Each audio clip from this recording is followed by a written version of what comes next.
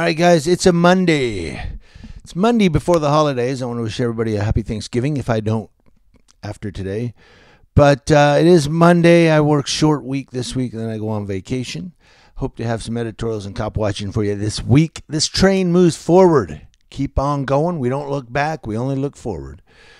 And looking forward, I'm going to take you to a story today that's something that happened a few years ago, but the officer was just convicted. So it took a while to get there, but we got there. It's coming out of Alabama. The conviction, of course, was probably last week. Sorry, I'm adjusting my camera there. But it was last week, Friday, I want to say. And it's justice. Now, there's this thing that they do here in town. They're called stop and frisks. And although California is not a stop and ID state, you have to be suspected of committing a crime or having committed a crime if you're stopped and ID'd. However, a lot of people don't know their rights. A lot of people don't know that they can say, well, California is not a stop and ID state. Tell me what crime I did. Especially you're homeless. A lot of them think, you know what, it's a cop. He's asking me, I have to answer him. I have to give him my ID. It's a police officer. That's what a lot of people think. It's time to educate people on that. Now, if you're one of those that's out there stealing property to sell for drugs, if you're one that's out there taking stuff from people that are working hard for their, items, then you don't get a pass. No, we hope you go to jail and get out of our neighborhood because we don't want you stealing our stuff. But for just Joe, who just happens to be lower income, maybe works minimum wage, can't afford really nice clothes, wearing, clothes that are a little bit less nicer, that's not their fault. That's called economy. That's called economical stature. Those people I feel bad for. They're just stopped and said, come here, it's 1 a.m. Well, this is America. You can walk around at 1 a.m. I thought we had the freedom to just move about when we want. But no, it's 1 a.m. Where are you going? Where are you coming from? Do you have anything in your pockets I need to know about? Turn around. And they start going through their pockets. That's happened here before in this town. I've walked up with my camera and had officers look over and see me recording and go, okay, get your stuff and go. Get out of here. Go home. Or whatever. And that's because they know that they're not supposed to be doing what they're doing right now.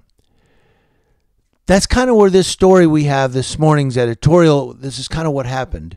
It was a stop and frisk of a white cop stopping a black man. The black man, for one reason or another, fled and ended up dead. And the officer's just been convicted. Okay, so coming to us from Fox News. Fox News gives us this story. Former Montgomery, Alabama police officer Aaron Cody Smith was convicted of manslaughter Friday for fatally shooting Gregory Gunn, an unarmed black man, in 2016. Smith was charged with murder, but the jury was given the option to consider a lesser charge of manslaughter. District Attorney Darrell Bailey said he would ask for Smith to receive the maximum sentence of 20 years in prison, according to WBRC. A jury heard testimony for 3 days and then deliberated for 3 hours before coming to the verdict. Smith resigned from the department after the verdict was read, so he was still on administrative payroll. He had been on paid leave since the killing.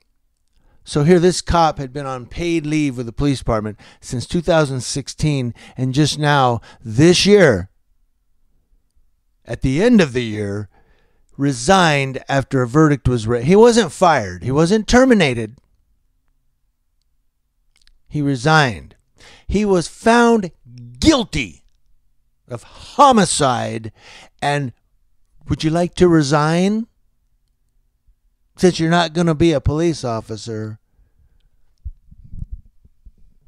Not, you're fired. No. Would you like to resign? That way, in case you get out of prison, you can maybe be a armed security guard somewhere. Smith shot Gunn, 58, as he walked home late at night. The officer had called Gunn over for a stop and frisk, at which point he fled. Defense lawyers said that Smith fired the gun in self-defense because Gunn that's Gregory Gunn, was grabbing a painter's pole from a porch. Prosecutors maintain that Gunn was never a threat to the officer. The shooting sparked protests across Alabama's capital city, and "Justice for Greg Gunn" signs dotted yards in the neighborhood where he was killed. Friends said Gregory Gunn was walking home from a weekly card game to the house he shared with his mother when Smith stopped him.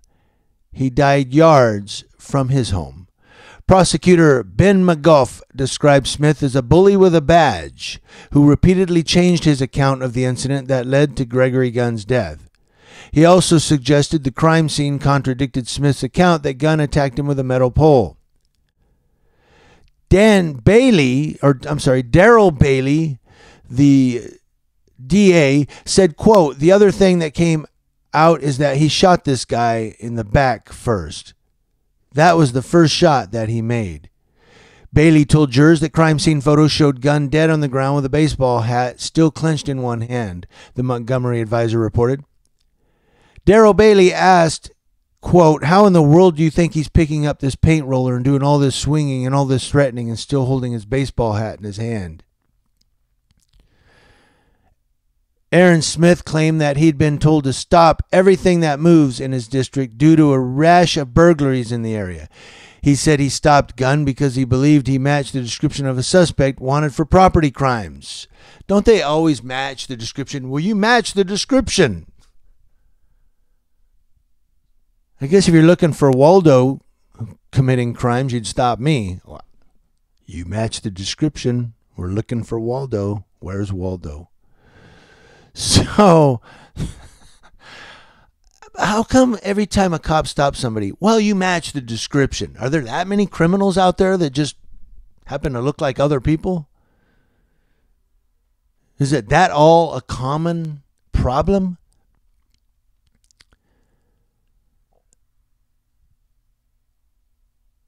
Aaron Smith said, quote, "I had to stop him. If he's brave enough to kill a uniformed police officer, if he takes me out, he's got access to all my weapons on my belt, a running police Tahoe down the street with an AR-15 semi-automatic rifle inside." Boy, he thought that one out, didn't he?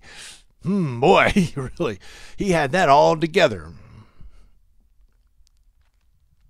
And there's a whole lot more. I'm going to put a link to this story in the description box below. You can go read the whole story for yourself. I'm just giving you a snippet of it because I just did give you a portion. I didn't give it all of it.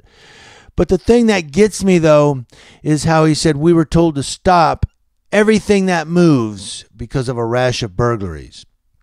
So go out there and violate people's Fourth Amendment right.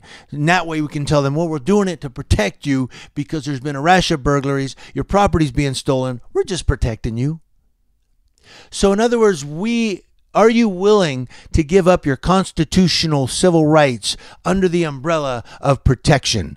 Under the, well, hey, they're looking out for us. I'll give up my First Amendment and my Fourth Amendment rights to the Constitution so that I can be protected. Is that really what we're willing to trade? I want to know. Let me know in the comment section. Are you willing to give up your Fourth Amendment right to be secure in your persons and property in order to have the police stop you on the street just protecting your property? And the thing is, I've seen it here, they don't stop everybody. They just stop certain people. And sometimes the deputies know, oh, that guy's on probation, so I can stop him and search him. And if you're on probation or parole, I get it. You know what? It is what it is on that moment, but still, a lot of times they stop them just because of the way they look. Well, that guy definitely looks nefarious. Look how he's dressed. So yeah, I believe that there's profiling that goes on, but even if you're on probation or parole, I don't know. I'm opening a can of worms here, but why, this guy was walking home from a card game, black man. Yeah, I'm going to put race into it because it is true. A lot of the blacks in this country are profiled, especially late at night, by police. You guys can get upset at me for bringing race into it, but it's not. It's the elephant in the room, guys. I want to know what you think. I got to go get ready for work, but I'm putting the news story in the description box below. You can click the link. A comment section is for your discussion. Community Leo Watch, letting you know what's going on with Leos across your country. And now we have a Leo law enforcement officer who was convicted of homicide and allowed to resign from his position, not be fired, not be terminated. Thanks for watching. Happy Monday. Let me know what you guys think.